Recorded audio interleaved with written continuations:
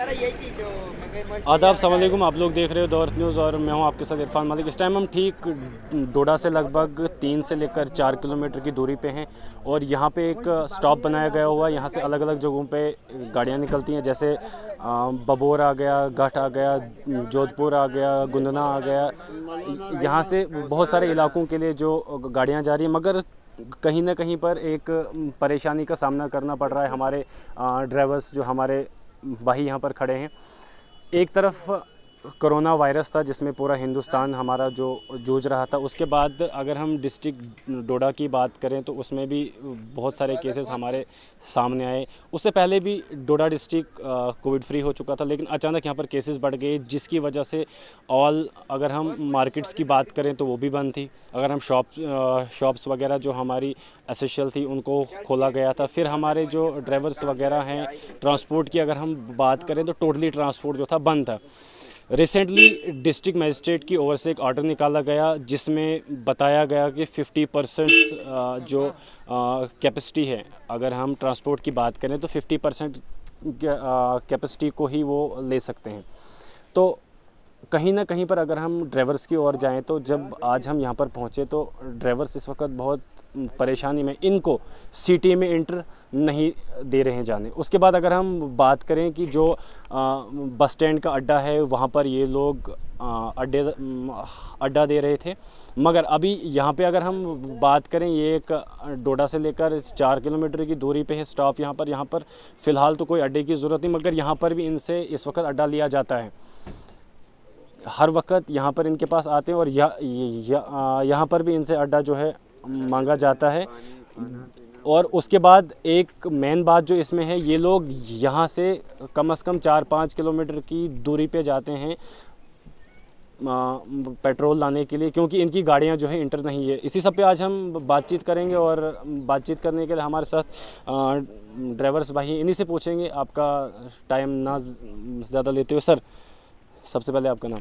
यावर Abbas. Sir क्या कहेंगे आप, जिस तरीके से कल भी हमने देखा काफ़ी शोर उठा था यहाँ पर, क्योंकि एक तरफ से गर्मी है, एक तरफ से आपको इंटर नहीं दे रहे हैं मार्केट में जाने, तो कितनी दिक्कत का सामना करना पड़ रहा है? सर दिक्कत तो बहुत ज़्यादा है। सबसे पहले यहाँ हम ये देखो सर, मैं अभी तेल लेके आया अपनी गाड़ी के लिए, कम से कम 200 रुपये मैंने ऑटो वाले को खर्चा दिया। जी। फिर जाके ये तेल पहुँचा।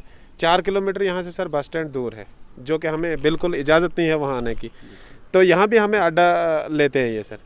दूसरी बात यह है कि 50-60 किलो 70 किलोमीटर दूर से हम आते हैं। 50% सवारी सर 6 सवारी हमने उठानी है सर। 6 सवारी आप मुझे बताओ सर, 6 सवारी 600 पे हमारा घर चले या मालिक का चले, या फिर हमें ऑटो का खर्चा देना है सर।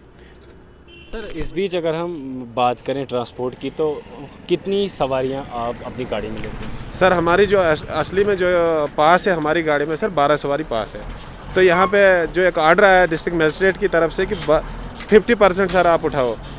यहाँ से सर कोई भी पेशेंट हमारे को होता है तो यहाँ से हमने उसको पैदल भेजना है, क्योंकि हमें इजाज़त ही नहीं है मतलब टाउन में आने की। तो यहाँ भी अड्डा लिया जाता है। और सबसे बड़ी दिक्कत यह है, यहाँ एक बहुत धूल भी है, जिसकी वजह से हमें बहुत परेशानी होती है। धूप है, न यहाँ पीने कोई पानी का सिस्टम है, न कोई खाने का सिस्टम है सर। सर अगर हम बात करें इसमें इस वक्त पेट्रोल है, तो मेरा सवाल रहेगा आपके साथ, क्या आप इस टाइम जो यहाँ से पेट्रोल लाने के लिए गए, आपने ऑटो वगैरह किए, यहाँ पैसे गए पैदल? नहीं सर, मैंने ऑटो किया। पैदल तो अगर जाना है कम से कम 1-1.5 घंटा तो लगेगा सर। पेट्रोल पंप तो यहाँ नज़दीक है नहीं सर, पेट्रोल पंप नीचे। तो यहाँ से मैंने ऑटो किया सर, जिसमें मुझे 200 रुपये किराया देना पड़ा। फिर जाके यहाँ पे हमारी डिस्ट्रिक्ट मजिस्ट्रेट से यही अपील है सर कि अगर हमें सुबह यहाँ से छोड़ दिया जाए बस स्टैंड के लिए, तो वहाँ सवारी छोड़ के सर अगर हमें वापस यहाँ पे स्टे हो भी तो कोई एतराज़ नहीं है, लेकिन सर यहाँ से ही सुबह हमें बिल्कुल इजाज़त नहीं है अंदर आने की। तो दूसरी बात यह है कि सर यहाँ SRTC है, जिनको फुल सवारी अलाउड है। जब उनको कोई परेशानी नहीं है सर, तो हमारे मतलब ये जो टेम्पो है ये सब गाँव के ड्राइवर हैं सर। 6,000-7,000 इनकी मंथली पेमेंट है सर। 7,000 में क्या होगा, 6 सवारी उठानी है। ये अपना घर चलाए या मालिक का घर चलाए सर। तो चलिए अभी हमारे साथ और कुछ ड्राइवर से, इनसे भी पूछेंगे। सर आपका नाम? मोहम्मद शफी सर कौन सी गाड़ी चलाते हैं? सर मेरी मेटडोर है सर। सर इस बीच लॉकडाउन था, काम सारा बंद था, उसके बाद आपने काम शुरू किया, तो क्या दिक्कत का सामना करना पड़ा? सर बहुत ही मुश्किलात का सामना है, क्योंकि यहाँ पर जो ऑर्डर निकाला गया 50% पे आप सवारियाँ लेंगे, उसके बावजूद हम 50% पर सर हमारा गुजारा नहीं हो सकता है। हमारी जो हैं यहाँ पर काफ़ी मुश्किलात हैं, उस मुश्किलात के बावजूद भी यहाँ पर हमें टोन के इजाज़त नहीं है टोन के अंदर जाने की। उसके बावजूद हमें यहाँ पर डोडा से 4 किलोमीटर दूर यहाँ भी हमें अड्डा लिया जाता है। यहाँ पर भी हमें अड्डा लिया जाता है, उसके बावजूद हम तेल लाने के लिए जाते हैं, वहाँ भी हमें ऑटो का 200-300 रुपये किराया देना पड़ता है। अगर कोई बीमार होता है गाड़ी में तो वो भी यहाँ से ऑटो में भेजकर उसको भी 100 रुपये देना पड़ता है किराया। उसके बावजूद हमें सवारियों का भी गाली खाने पड़ता है क्योंकि आप हमें अधूरे रास्ते छोड़ते हो। तो ये हम डोडा एडमिनिस्ट्रेशन से गुजारिश करते हैं कि हमारे साथ इंसाफ किया जाए। सर अगर हम बात करें तो किन किन इलाकों में यहाँ से जो गाड़ियाँ हैं निकलती हैं? सर यहाँ से तो बहुत सारे इलाके हैं, तहें गाठ आता है, बबूर आता है, दड़ा आता है, पोस्ता, हांच, मलवना, गुंदना, सर बहुत सा एरिया है यहाँ पर। तो बहुत सा एरिया यहाँ पर आता है जिसकी जहाँ यहाँ से जो गाड़ियाँ जाती हैं। सर अगर हम बात करें इस बीच तो क्या रोड जो इस वक्त है, रोड की क्या हालात हैं, किस तरीके से मतलब आपकी जो गाड़ियाँ हैं क्या हालात हैं उन इस रोडों की वजह से? सर रोड की काफ़ी खस्ता हालात हैं। तो ये यहाँ पर जब जिस दिन लॉकडाउन था उस दौरान डीसी साहब हमारे रोड पे एक दौरा करके आए, तो उसके बावजूद थोड़ी सी सहूलियत हो गई हमारी। अगर आप हमारी रोड देखोगे, ये देखेंगे आप सर हमारी रोड का क्या हाल है। रोड की तो बहुत खस्ता हाल है। ऐसी रोड है कि आप समझो कि हम जो यहाँ से वहाँ से तेल मुश्किल से हमें तेल खर्चा पूरा होता है और गाड़ी का काम होता है पूरा। सर आखिर में आप क्या अपील करना चाहेंगे डिस्ट्रिक्ट एडमिनिस्ट्रेशन, खासकर लेफ्टिनेंट गवर्नर साहब से? सर हम यही कहना चाहते हैं, बार बार यही अपील करते आए कि हमारे साथ इंसाफ किया जाए। हमारे ड्राइवरों का कोई सुनता नहीं सर, हमारे साथ इंसाफ किया जाए। तरीके से सारे यहाँ पर मौजूद हैं इस टाइम, कहीं ना कहीं पर कुछ दिक्कत का सामना करना पड़ रहा है, तो इस बारे में आप क्या कहेंगे? इस बारे में यह वनकस 2 किलोमीटर योर 150 रुपये ऑटो वोल निवान अत योत तान मुश्किलात कि अब सारी आवाम गसन राश गसन आवाम से तम गसन ब्रोह नित गाड़ रुकावन क्या फायदे अत पे गह गौर गसन कित पे दिमो 150 रुपये योर ते ऑटो वालिस तो 150 तोड़ यह जाए वैस गाड़ लगित या बात लगित अड पे दिन क्या मसला क्या वनो अत बस 150 रुपये पे ऑटो वालिस दिन अत पे अन योत योर ते 150 निवान तोत अगर सवार तो लिहाजा यह वन अत पे गह गौर गवा मुश्किलात तुम कोत वनकस द्रमित? बहुत द्रोमुत योर आबली मोसरी।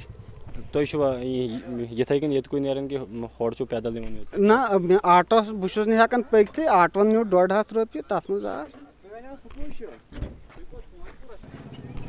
आपका नाम? कमला देवी। मैम कहाँ रहते हो आप? हम रहते हैं इधर कुछ उद्यानपुर। उद्यानपुर? हाँ। तो कब से यहाँ पर हो इस टाइम? हम सुबह से हो? हाँ। आप जब सुबह यहाँ तक आए थे तो ऑटो में आए थे कि ऐसे ही पैदल आए थे? इधर से उधर से आए थे ऑटो में, तो ऊपर लोग बोलेंगे जाओ पैदल, अब आगे नहीं दे रहे हैं जाने। आपके साथ और कौन है? बच्चे आपके? बच्चे हैं मेरे। क्या किस दिक्कत का सामना करना पड़ रहा है आपको इस गर्मी में? गर्मी में बस यही, बच्चे कभी बीमार होते हैं, कभी कुछ होता है, बड़ों को फिर आना पड़ता है पैदल। क्या अपील करना चाहेंगे आप डीसी साहब से, मतलब क्या होना चाहिए इसके बारे में? डीसी साहब से गाड़ी अड्डे पे होनी चाहिए। तो चलिए, ये थे हमारे साथ यहाँ के कुछ ड्राइवर्स थे और कुछ यहाँ पर पैसेंजर्स थे, लोकल जो यहाँ से आ रहे हैं छोटे छोटे बच्चों को लेकर। कहीं ना कहीं पर अगर हम देखा जाए कि एडमिनिस्ट्रेशन की एक लापरवाही हम इसको कहेंगे कि अगर पैसेंजरों को इंटर होने देंगे, अगर वहाँ से गाड़ियाँ निकलेंगी तो कहीं ना कहीं पर जो हमारे बुज़ुर्ग हैं जो इस टाइम पैदल चल रहे हैं, जो हमारी इस टाइम ये बहनें हैं, जिस तरीके से आपने खुद सुना इस वक्त हमारी बहन एक अंदर गाड़ी में बैठी थी और ठीक इसके साथ 2 बच्चे थे, इनको लेकर ये पैदल यहाँ तक पहुँची और सुबह से यहाँ पर खजल है। तो उम्मीद करते हैं कि ज़िला एडमिनिस्ट्रेशन इस पर जल्द से जल्द कोई अच्छा स्टेप लेगी ताकि सब लोगों को और ड्राइवरों को भी अच्छी से अच्छी सहूलियत मिले। आप लोग देखते रहिए और न्यूज़ और दीजिए अपने मेज़बान को इजाज़त। अल्लाह हाफ़िज़।